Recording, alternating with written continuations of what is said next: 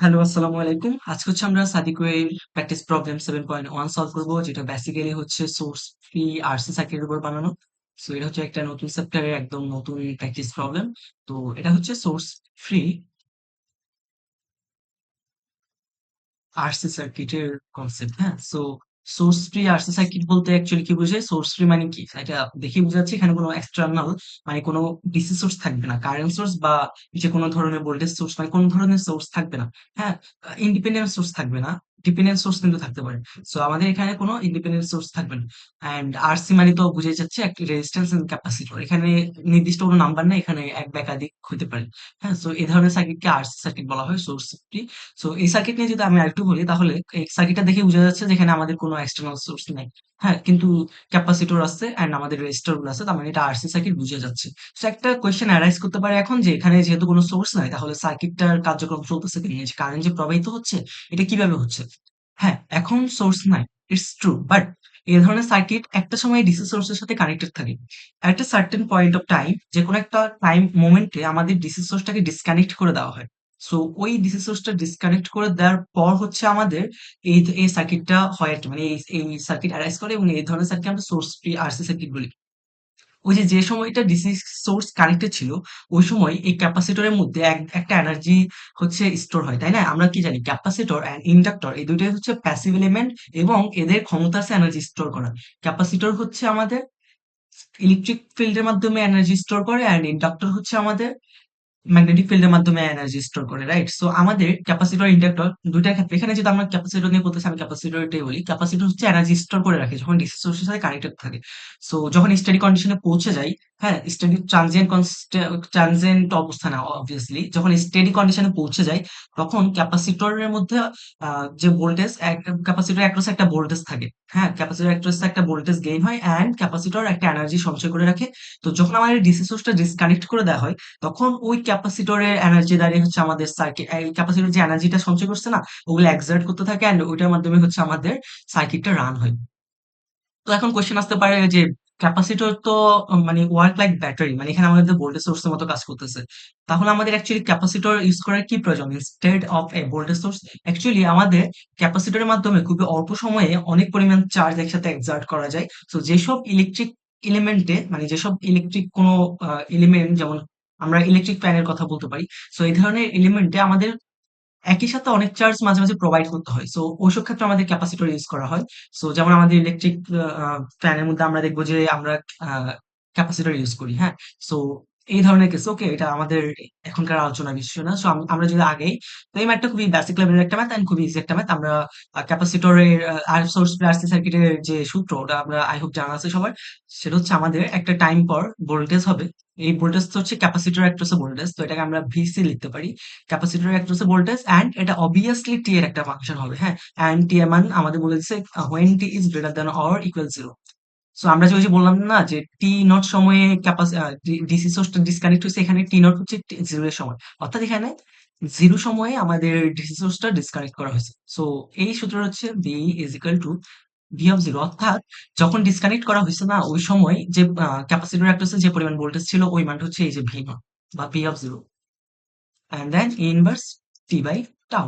So এখানে আমাদের সবগুলা চলকে মোটামুটি বোঝা যাচ্ছে, আই হোপ। এখানে তেমন কোনো এক্সট্রা ইহা নাই। সো এখানে টাও হচ্ছে এখানে টাইম কনস্ট্যান্ট। সো টাও এর সূত্র, আরসি সার্কিটের জন্য টাও এর সূত্র হচ্ছে আর ইনটু সি।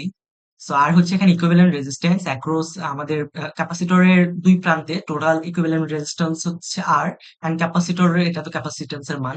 সো আমাদের এই দুইটা মান বের করতে হবে তার মানে সার্কিট থেকে, রাইট? সো এখান থেকে ক্যাপাসিট্যান্স এর তুল্য রেজিস্ট্যান্স বের করতে হবে। সো তুল্য রেজিস্ট্যান্স বের করার ওয়েটা খুবই সিম্পল। আমার সকল ইন্ডিপেন্ডেন্ট সোর্স অফ করে দিতে হবে। তো এখানে কোনো ইন্ডিপেন্ডেন্ট সোর্স নাই, অবভিয়াসলি, সো আমাদের দরকারও নাই। দেন আমাদের জাস্ট ক্যাপাসিটরের যে দুইটা প্রান্ত আছে না, এই যে একটা প্রান্তে একটা প্রান্ত, ক্যাপাসিটরটা খুলে ফেলে, মানে খুলে ফেলে চিন্তা করে ক্যাপাসিটরের দুইটা প্রান্তের অ্যাক্রসের টোটাল তুল্য রোধ বের করবো। সেখানে টোটাল তুল্য রোধ বের করাটা হচ্ছে ইজি, এটা প্যারালাল আর আট হচ্ছে সিরিজ। সো 12 প্যারালাল 6, এটার সাথে 8 হচ্ছে সিরিজ। সো এটাকে আমরা লিখতে পারি 12 ইন্টু 6 বাই 18 প্লাস 8। সো এটা আমাদের কত দিবে? আহ করে দেখি, 12 ইন্টু 6, সো এটা হচ্ছে আমাদের 12 আসতেছে। হ্যাঁ, তার মানে আমাদের আর ইকুইভ্যালেন্ট হচ্ছে 12। তো আমাদের তার মানে আর এর মান পেয়ে গেছি, আর এর মান হচ্ছে 12 এন্ড সি এর মান তো আমাদের কোশ্চেনে দেওয়া আছে 1/3 প্যারাডাইস, তার মানে 1/3। সো এখানে আমরা তার মানে পাচ্ছি tau is equal two 4। Okay, so আমাদের মানগুলো পাওয়া শেষ। তো এখন আমি তার মানে বিসি টি এটা বের করে তুলতে পারি। আমাদের ভি নট এর মান অর্থাৎ ইনিশিয়াল যে ভোল্টেজ ওটার মান দেওয়া আছে কোশ্চেনে 60 ভোল্ট। হ্যাঁ, so 60 inverse T by 4। So এটাকে আমরা লিখতে পারি বিসি টি, অবভিয়াসলি টি এর ফাংশনে রাখবো, টি এর ফাংশনেই আসবে আসলে। সো ইনভার্স 0.25 টি। সো এটা আমাদের একটা আনসার হয়ে গেল। তো আমাদের তো আরো ২ টা মান বের করতে বলছে সার্কিট থেকে। তো আমরা যখন একবার এই মানটা বের করে ফেলছি, বাকি ২ টা মান বের করা আমাদের জন্য কোনো মানে সমস্যা হবে না। তো আমরা যদি দেখি আমাদের পরের মানটা হচ্ছে ধরো আমরা I নট বের করি। সো I নট টা এখানে কি? আমরা যদি একটু খেয়াল করি I নট হচ্ছে এই ব্রাঞ্চে যে কারেন্টটা যাচ্ছে। সো এখন আমাদের এই যে রেজিস্ট্যান্স, এই রেজিস্ট্যান্স আর এই যে আমাদের ক্যাপাসিটর, এই দুটো হচ্ছে কি সিরিজে আছে না? তার মানে আমাদের I নট যে পরিমাণ কারেন্ট হচ্ছে আমার এই 8 ওহম রেজিস্ট্যান্স এর মধ্যে দিয়ে যাচ্ছে, ঠিক একই পরিমাণ কারেন্ট হচ্ছে আমার এই ক্যাপাসিটরের মধ্যে দিয়ে যাচ্ছে। তার মানে আমি বলতে পারি আই নট অ্যাকচুয়ালি ক্যাপাসিটরের মধ্য দিয়ে যাওয়া কারেন্টের পরিমাণের সমান। তার মানে আমি এখানে বলতে পারি I naught is equal to IC, অর্থাৎ ক্যাপাসিটরের মধ্যে দিয়ে যে পরিমাণ কারেন্ট গেছে এটা। সো এটা করার কারণ কি? এটা করার কারণ হচ্ছে আমি তো ক্যাপাসিটরের মধ্যে দিয়ে যাওয়া কারেন্টের পরিমাণ বের করার একটা সূত্র জানি, রাইট? আমরা ষষ্ঠ অধ্যায়েই দেখছিলাম সার্কিটে। তো এটা হচ্ছে আইসি এর মান হচ্ছে C dV by dT. V হচ্ছে এখানে ক্যাপাসিটরের অ্যাক্রস ভোল্টেজ, যেটা অলরেডি আমরা বের করছি। সো আমরা এখন এটা তো খুব ইজিলি বের করে ফেলতে পারা উচিত। আমাদের সি এর মান হচ্ছে 1/3 এন্ড ডিভি বাই ডিটি হচ্ছে মানে আমি এটাকে একবার ডিফারেনশিয়েট করব। সেটাকে একবার ডিফারেনশিয়েট করলে 60 ইনটু মাইনাস 0.25 আসবে। So minus 60 into 0.25, I hope বুঝা যাচ্ছে, রাইট? আমি হচ্ছে জাস্ট একবার ডিফারেনশিয়েট করে দিচ্ছি এখানে। এন্ড দেন এখানে থাকতেছে 0.25 টি। সো এখান থেকে তাহলে আমার ফাইনালি যে ভ্যালুটা আসবে সেটা হচ্ছে 60 মাইনাস 60 ইনটু 0.5, সো মাইনাস 5 আসতেছে। সো এটা হচ্ছে আমার মাইনাস 5 ই ইনভার্স 0.25 টি। সো আমার আরেকটা মান পাওয়া হয়ে গেছে। তো আমার আর একটা মান বাকি। সো আর একটা মান খুব ইজিলি পেয়ে যাবো, দেখে বোঝা যাচ্ছে এখানে। আমরা যদি দেখি আমাদের নেক্সট মানটা হচ্ছে ভিএক্স বের করতে হবে। ভিএক্স টা কি? ভিএক্স টা হচ্ছে 6 ওহমের একটা হচ্ছে যে ভোল্টেজ ড্রপটা হচ্ছে এটা।